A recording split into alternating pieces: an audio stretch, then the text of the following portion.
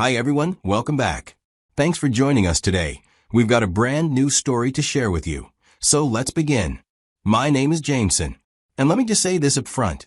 When your ex-wife reaches out after 15 long years and says the words, "We need to talk," you better prepare yourself. Whatever comes next isn't going to be light. It's not going to be a simple conversation about old times or a random check-in. No.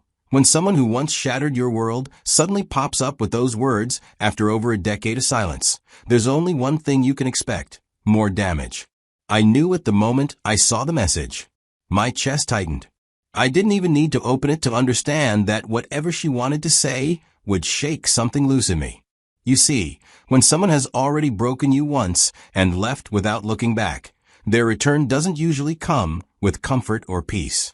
It comes with the kind of truth you're not sure you want, but know you can't ignore. And that's exactly where this story begins. 15 years ago, I was a married man with a beautiful little boy. My son was just 3 at the time.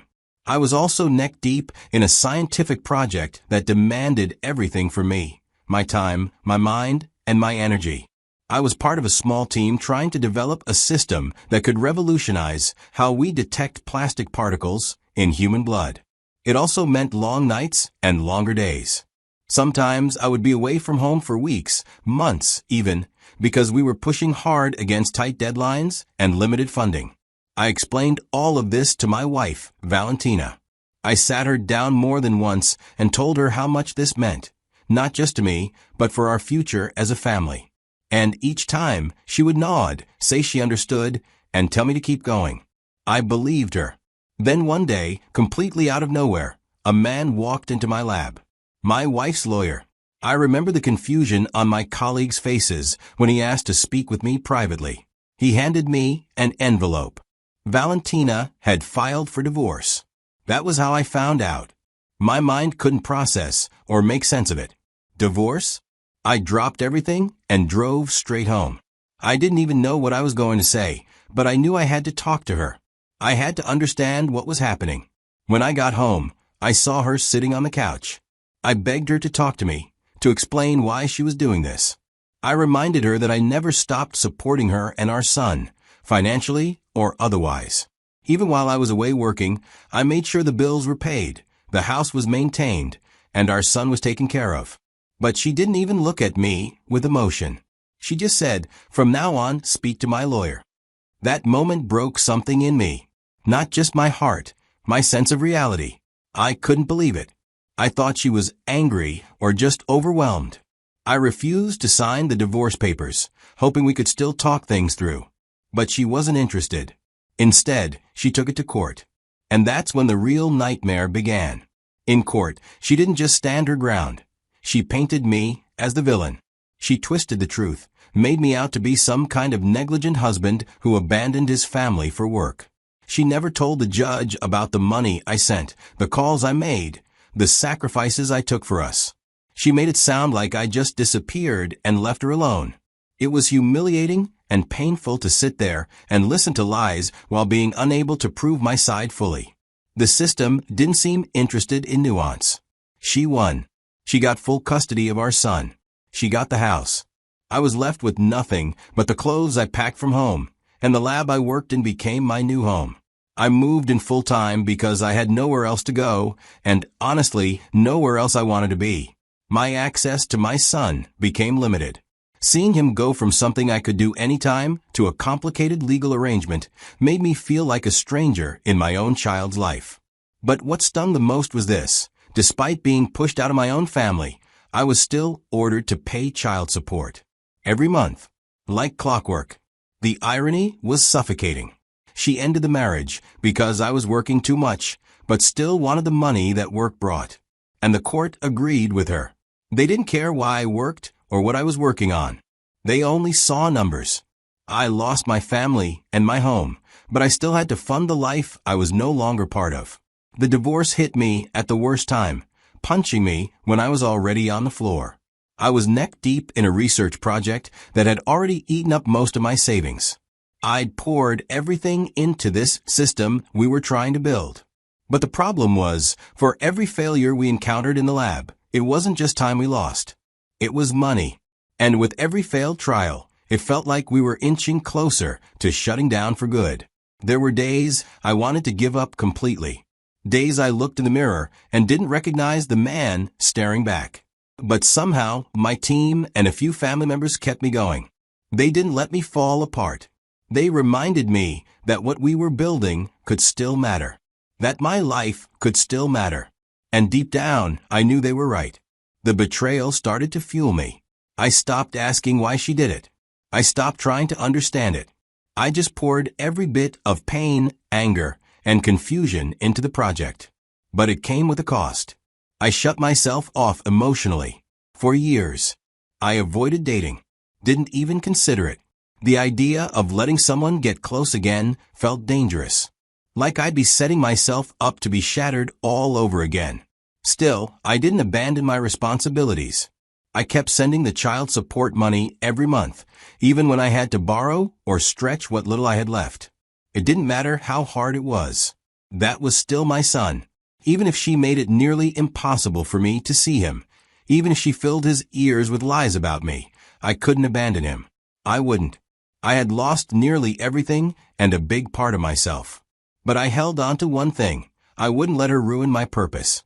If I gave up on the project, then it really would have all been for nothing. So I kept going, step by step, in the dark. Then, one day, after years of setbacks, something clicked. The system we were developing started showing consistent, accurate results. It could detect plastic particles in the blood faster and at a much lower cost than anything currently in use. We triple-checked everything and ran tests across different scenarios, and every time it worked. I still remember the moment we realized we'd actually done it.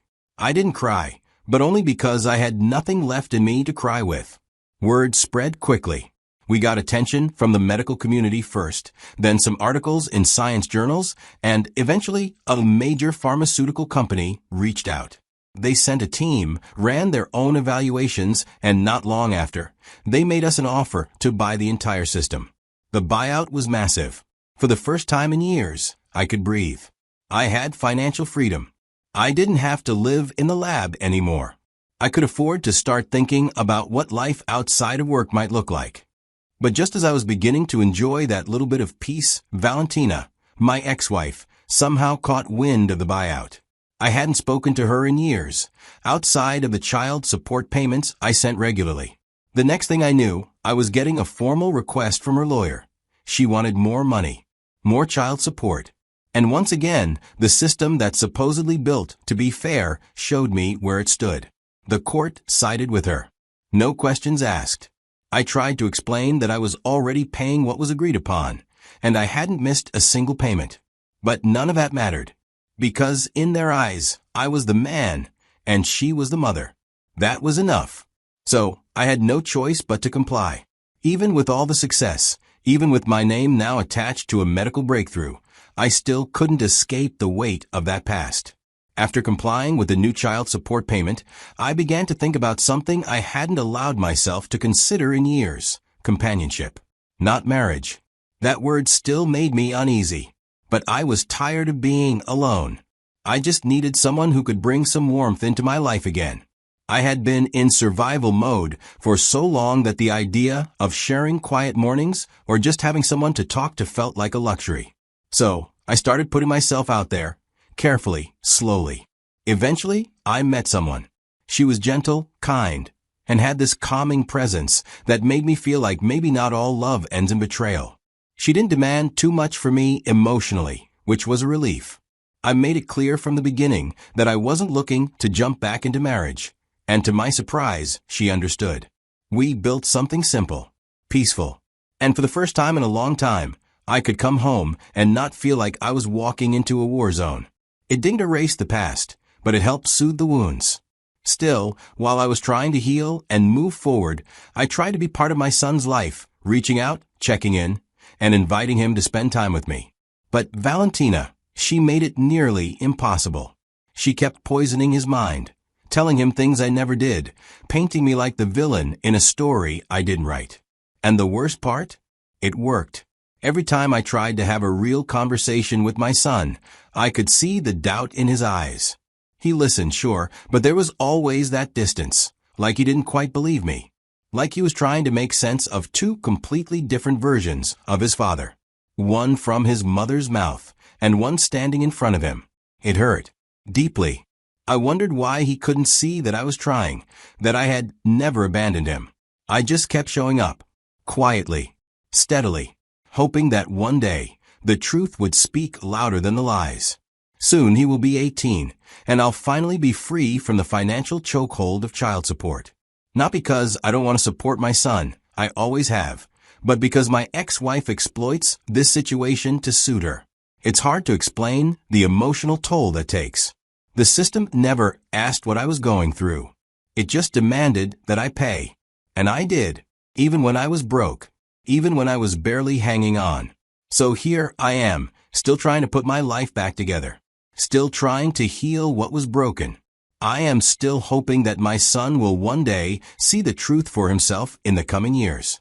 Out of the blue, 15 years after our divorce, I got a message from Valentina, my ex-wife. It was a simple text. We need to talk. My mind went into overdrive. Was someone dead? Did something happen to our son? Was she sick? In trouble? The message gave no clue. I couldn't ignore it. As much as I hated to admit it, a part of me still reacted to her like it was muscle memory. I didn't want to waste time guessing, so I called her and asked, "What's this about?" But she didn't give me a specific answer. She said something vague like, "It's better said in person." Her tone sounded gentle, and that confused me even more. I hadn't heard her speak to me like that in over a decade. Now, she sounded like someone trying to make peace. I didn't know what to make of it. But despite everything, there was one reason I couldn't walk away from that message. Our son. No matter what kind of past I had with Valentina, I still cared deeply about our child. If this message had anything to do with him, I needed to know. So, against every instinct screaming at me to ignore her, I told her I'd come over.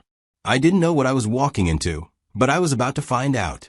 When I walked into Valentina's house, she was warm and welcoming. For the first time in 15 years, she greeted me with a kind of politeness, almost like we were friends catching up. She asked if I wanted something to drink or if I was hungry. I told her I wasn't hungry, not thirsty either. I just wanted to know why I was there. What could she possibly want us to talk about after all these years? We sat down, and for a moment she just stared at me. It was like she was trying to find the right words, or maybe she didn't know how to say what she'd been carrying for so long. Then she started talking. And let me tell you, I wasn't prepared for any of it. She told me how, during our marriage, my long hours away left her feeling abandoned. She said it was like I had checked out of the relationship. And I get it now in hindsight. I get that my obsession with my work hurt her. But that wasn't the whole story. She kept talking. According to her, she first suspected I was cheating. She said she couldn't stand the thought of me being with someone else, even though she had no proof. And instead of talking to me about it, she let that jealousy take over. That's when she started cheating. It wasn't just a one-time mistake. It became a full-blown affair. But then, as the affair went on, she realized that I wasn't cheating on her. I was just working. By the time she figured that out, she was already deep in the affair. It was too late. She told me that's when she made the decision to divorce me, to end it all. And the worst part? The man she left me for turned out to be nothing like she had hoped. He was abusive, but she couldn't come back. Then, she told me she had cancer and was dying. She told me that this confession was something she needed to do before she ran out of time. She wanted to clear her conscience. She said she was sorry for everything. She admitted that I had done nothing wrong. It was all on her.